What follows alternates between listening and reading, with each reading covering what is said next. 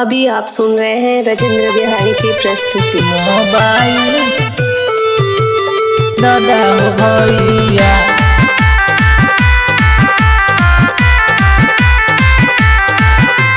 नहीं चाही झुमका नहीं चाही बाली नहीं चाही नगद रुपया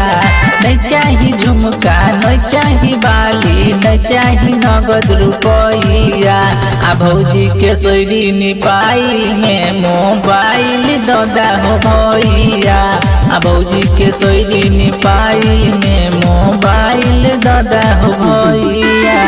नहीं चाही झुमका नहीं चाही बाली नहीं चाही नगद रुपया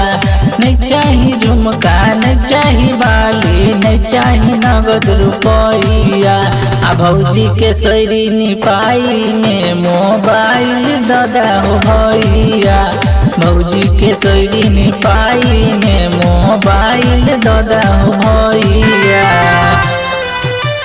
भौजी के सोरी निपाई में मोबाइल दादा हो भैया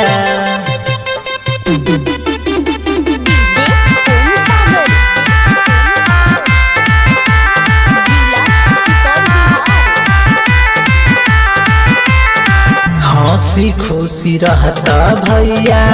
तुहर परिवार हो ले लो आशीर्वाद माई से सजल रहता बाग हो सजल रहता बाग हो हंसी खुशी रहता भैया तुहर परिवार हो ले लो आशीर्वाद माई से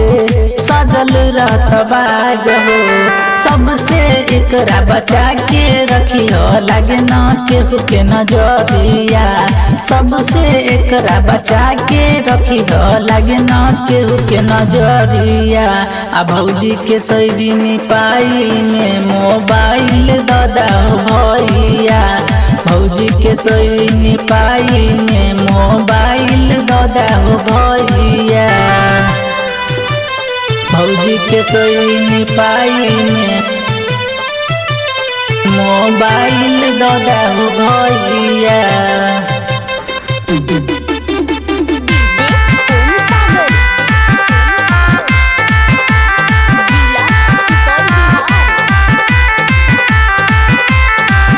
बहिनी के देला से घट नहीं जेता कुछो भैया राजेंद्र हमर बतिया तो बुझो हो भैया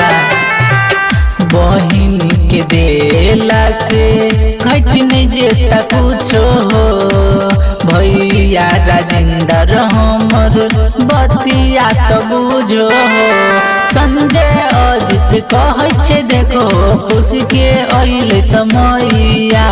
संजय कमलेश कहै छे देखो खुशी के अइले समैया भौजी के सोरी निपाई में मोबाइल दादा हो भैया भौजी के सोरी निपाई में मोबाइल